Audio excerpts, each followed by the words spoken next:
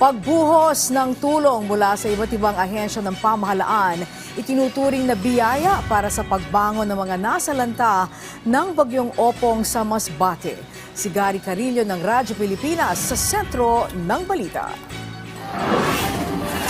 Full force ang pamahalaan sa pag-alalay sa pangangailangan ng mga taga-Masbate Province na isa sa mga hinagupit ng bagyong Opong. Sa katunayan, naibalik ng muli ang ilang linya ng komunikasyon at internet connection sa lalawigan sa tulong ng Department of Information and Communications Technology o DICT. Kaya si Nanay Glenda, labis ang pasasalamat dahil makokontak na niya ang kanyang pamilya matapos ang 3 araw na walang komunikasyon sa kanila. Salamat po sa sa malaking tulong na free wifi at free charge. Malaking tulong po sa mga taga-Masbate po. Salamat po. Nakukontak po namin ang aming mga kamag-anak. Nangungumusta po dito sa amin. Salamat po. Maraming salamat sa mabilisang pagtulong. Malaking tulong naman para kay Nanay Marcosa ng Milagros Masbate ang natanggap na tulong mula sa Department of Social Welfare and Development o DSWD upang muling maipatayo ang kanyang tahanan. Salamat kay binigyan kami ng food pack sa Masbate.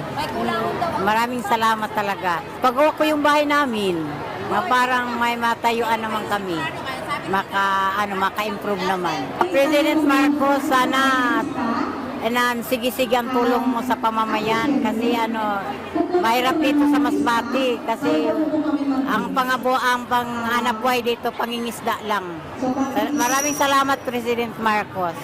Sa pinakahuling ulat ng DSWD Field Office 5, umabot na sa mahigit 54 million pesos na halaga ng humanitarian assistance ang naipamahagi sa mga apektadong residente. Ang DHSUD naman magbibigay ng tulong pinansyal para sa mga pamilyang nawala ng tirahan matapos ang pananalasa ng bagyo. Puspusan din ang power restoration efforts ng mga electric cooperative katuwang ang National Electrification Administration para mapabilis ang muling pagbangon ng mga naapektuhan ng bagyo. Mula sa Masbate, para sa Integrated State Media, Gary Carillo kasama sina Elver Arango at Paul Hapin ng Radyo Pilipinas, Radyo Publiko.